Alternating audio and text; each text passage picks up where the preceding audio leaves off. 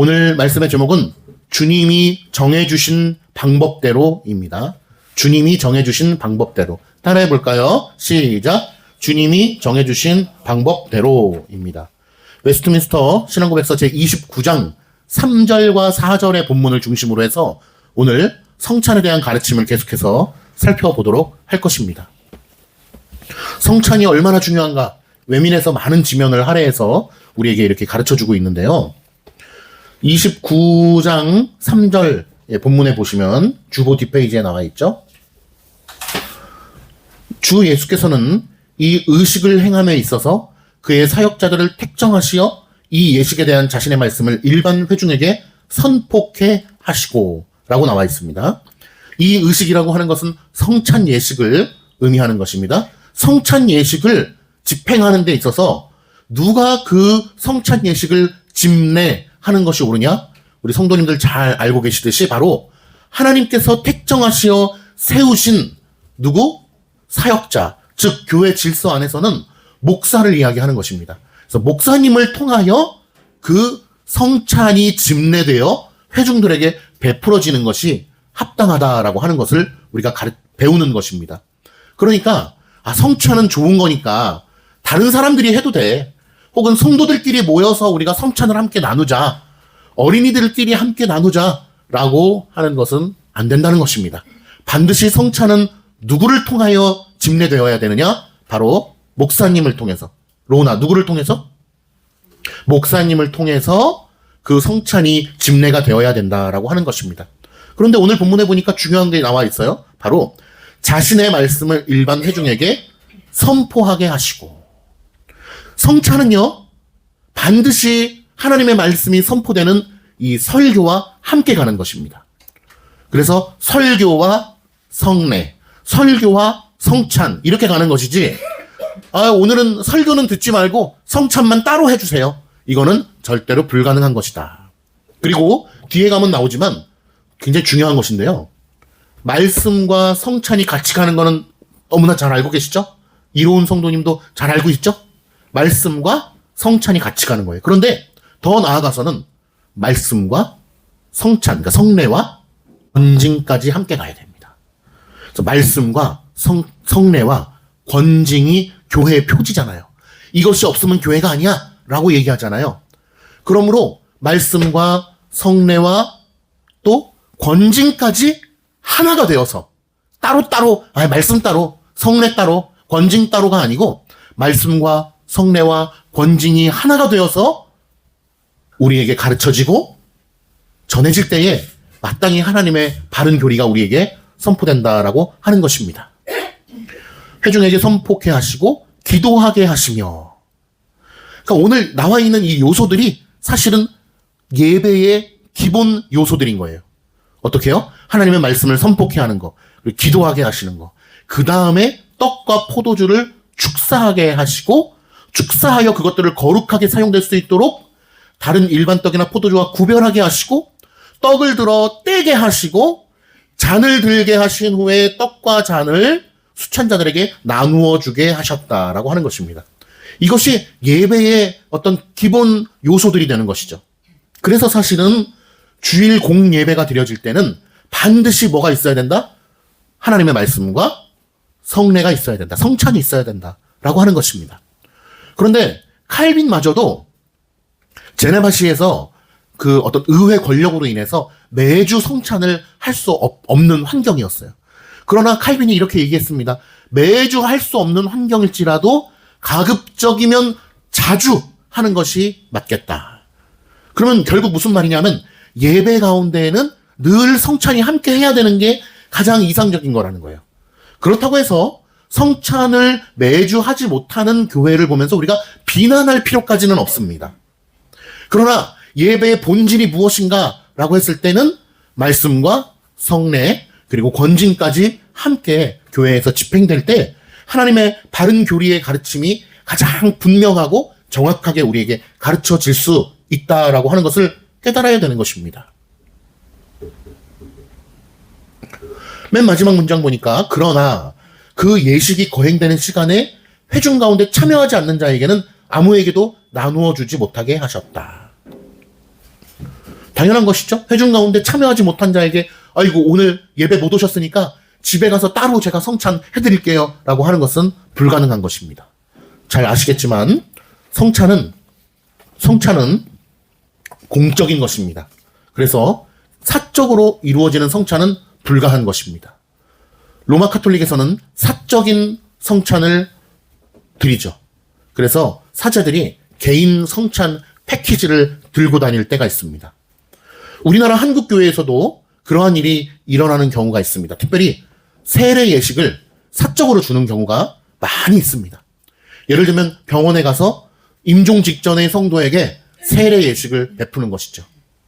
혹은 교회에 다니지 않더라도 마음으로 믿는다고 하니까 목사님, 우리 부모님이 지금 돌아가시기 직전인데 마음으로 믿으시니까 목사님 빨리 오셔서 세례를 베풀어 주세요 라고 부탁할 때에 많은 한국 교회들이 그 부탁을 거절하지 못하고 병원에 세례 도구를 챙겨서 가서 세례 예식을 주는 경우가 허다하다는 것입니다.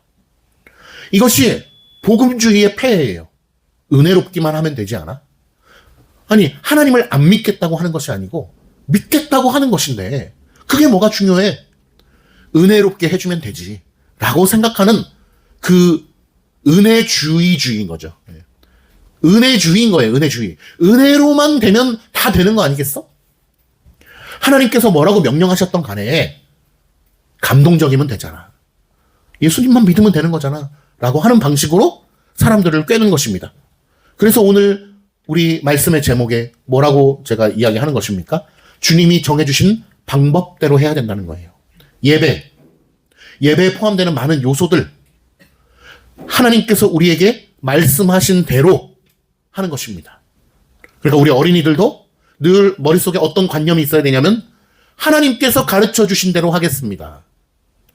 제가 아직 하나님의 교리의 말씀들을 다 알지는 못하지만요, 목사님, 하나님께서 가르쳐 주신 대로 하기를 원합니다.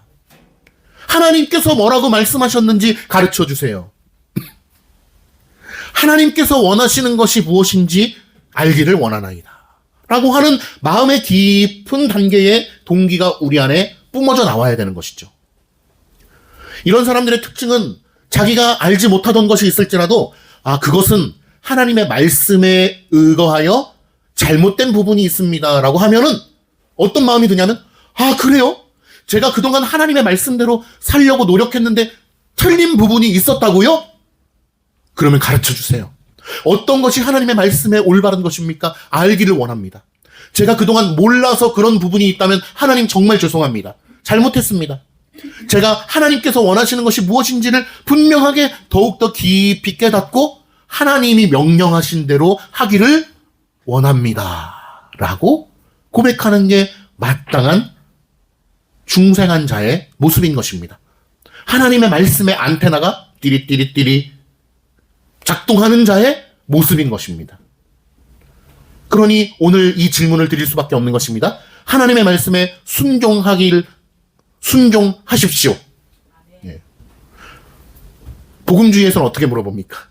통상적으로 하나님의 말씀에 순종하기를 원하십니까? 라고 물어봐요. 하나님의 말씀에 순종하기를 원하십니까? 아멘. 네, 제가 순종하겠습니다. I will. 개인의 의지를 더 존중해 주죠. 그러나 하나님의 말씀은 우리에게 개인의 의견을 존중해 주고 설득해 주고 너가 한번 생각해 봐. 너가 한번 생각해 보고 결정해 라고 우리에게 텀을 주는 것이 아닙니다. 단 하나입니다. 하나님의 말씀에 순종하라. 모든 하나님의 백성들은 순종하라 라고 하는 명령에 즉각적으로 반응하여 하나님과 동행하였습니다. 그것이 바로 축복의 삶이요, 그것이 형통의 삶이요, 임마누엘의 하나님과 함께하는 삶인 것입니다. 여기에 계신 우리 복된 우리 성도님들, 하나님의 말씀에 즉각적으로 순종하여 진짜 복된 삶을 살기를 축복합니다. 로운이 복된 삶을 살고 싶지, 인생 가운데. 그러면 어떻게 해야 된다? 하나님의 말씀에 순종해야 된다. 하나님의 말씀에 순종하는 거예요. 그것보다 복된 게 없어요. 그런데 때로는 하나님의 말씀에 순종할 때 때로는 이거 손해보는 것 같은데, 아, 이거 좀 내가 불리한 것 같은데? 아, 이거 내가 친구들 좀 못 따라가는 것 같은데? 아, 사업에서 좀 뒤처지는 것 같은데? 라고 하는 생각이 들 때가 있다. 그러나 그거는 인간의 편협하고 아주 짧은 시각에 의한 것이요. 하나님의 관점에서는 어떻습니까? 하나님께서 내가 너를 이끌 거야. 내가 너를 붙들고 갈 거야. 그러면 게임 끝. 그러면 끝나는 거예요. 하나님께서 우리를 붙들고 가시겠다는데 누가 뭐라고 합니까?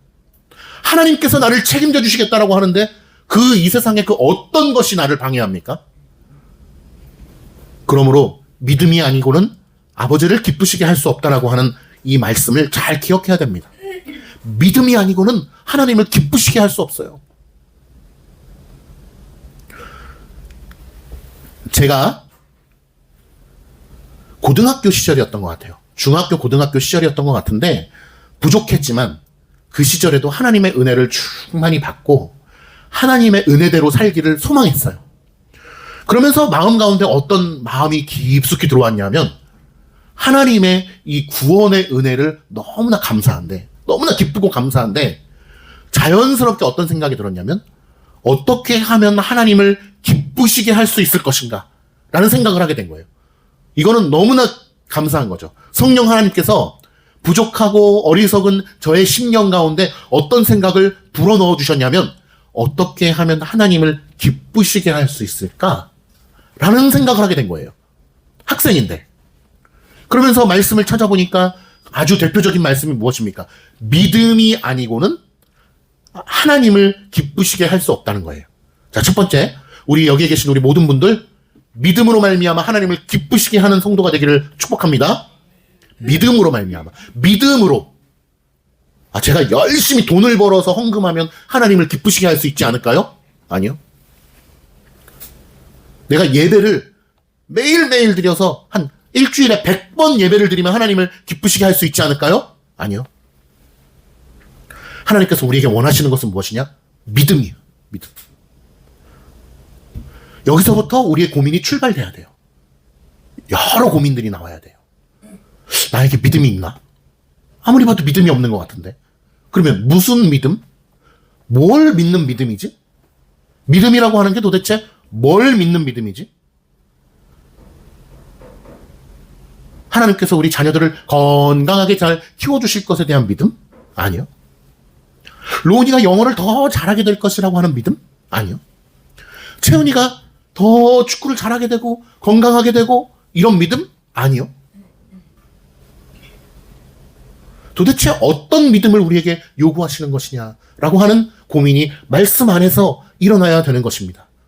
교리의 내용 안에서 우리가 그러한 고민들이 일어나야 되는 것이죠. 다시 본론으로 들어와서 외미는 우리에게 이렇게 명령합니다. 이렇게 권고합니다. 성찬은 누가 정해주신 방법대로 해야 되냐? 바로 하나님께서 우리에게 정해주신 방법대로 해야 된다. 왜냐하면 성찬은 누가 만든 것이기 때문에 예수 그리스도께서 직접 제정하신 것이기 때문에 인간이 만들어낸 거면 인간이 원하는 대로 할 수 있겠죠. 그러나 하나님의 말씀이 선포되는 이 말씀 그리고 성찬이 집례되는 이 거룩한 예식은 누가 만든 것이냐? 바로 하나님께서 직접 우리에게 제정해 주신 것이다 라고 하는 것입니다. 오늘 읽은 본문에도 보면 11장 23절에 뭐라고 얘기합니까? 내가 너희에게 전한 것은 누구에게 받은 것이라? 주께 받은 것이라 라고 하는 것입니다. 내가 지금 만들어서 너희에게 가르쳐 주는 거야 라는 것이 아니고 예수 그리스도께서 우리에게 가르쳐 주신 내용을 내가 너희에게 전하고 있는 거야 라고 말하고 있습니다. 그러므로 말씀을 전하는 사역자가 집례해야 되고 기도하고 축사해야 되며 떡과 포도주를 거룩하게 구별해야 된다라고 가르치고 있는 것입니다. 성찬의 주인은 내가 아니라 목사도 아니고 성도도 아니고 예수님이기 때문에 그렇습니다. 많은 교회들이 교회의 주인이 누구시냐라고 했을 때 말로는 예수 그리스도라고 얘기하지만 실제적으로는 성도들이 교회의 주인이지요 라고 하는 생각을 가지고 교회를 운영하는 경우가 많이 있습니다. 그러다 보니까 교회가 인본주의화되고 민주적인 것처럼 되면서 교회가 아주 엉뚱한 방향으로 가게 되는 것입니다. 그러나 우리 개혁교회야말로 정말 예수 그리스도가 우리의 주인이시요, 예수 그리스도의 말씀대로 행하는 것이요, 예수 그리스도께서 명령하신 대로 우리가 행하겠다라고 고백하는 자들이 모여있는 공동체가 바로 장로교회인 것입니다. 진정한 의미에서 바로 교회의, 말씀의, 성찬의 주인이 예수님이라고 하는 것을 깨달아야 되는 것이죠. 두 번째는 성찬의 요소는 떡과 포도주입니다. 떡과 포도주. 예수님께서는 떡을 떼시고 잔을 주셨습니다. 그 자리는 어떤 자리였냐? 바로 유월절을 지키는 자리였습니다. 그 자리에는 무교병과 포도주가 있었습니다. 떡과 포도주. 예수 그리스도의 살을 상징하고 예수 그리스도의 피를 상징하는 떡과 포도주가 성례의 도구로 쓰인 것입니다. 그러므로 우리는 다른 도구로 바꾸려고 하지 말아야 됩니다. 우리는 한국이니까 메주와 뭐 다른 걸로 하면 안 되겠습니까? 안 되는 것이죠. 떡과 포도주.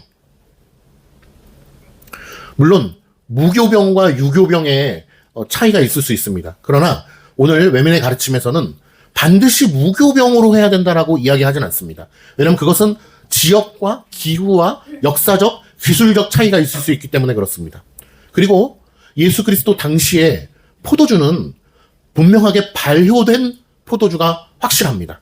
그래서 실제로 그것을 먹고 취하는 일들이 있었다라고 성경에 기록하고 있습니다. 그렇기 때문에 우리도 반드시 발효된 것으로 써야 되냐라고 물어본다면 그것이 가장 좋을 것입니다. 발효된 것으로. 그러나 발효되지 않은 포도즙으로 사용한다고 해서 예수 그리스도의 이 구속의 사건이 퇴색된다라고 볼 수는 없습니다. 그러나 예수 그리스도께서 제정해 주신 것이기 때문에 가장 그대로 사용하는 것을 우리가 존중하고 그렇게 나아가야 되는 것입니다.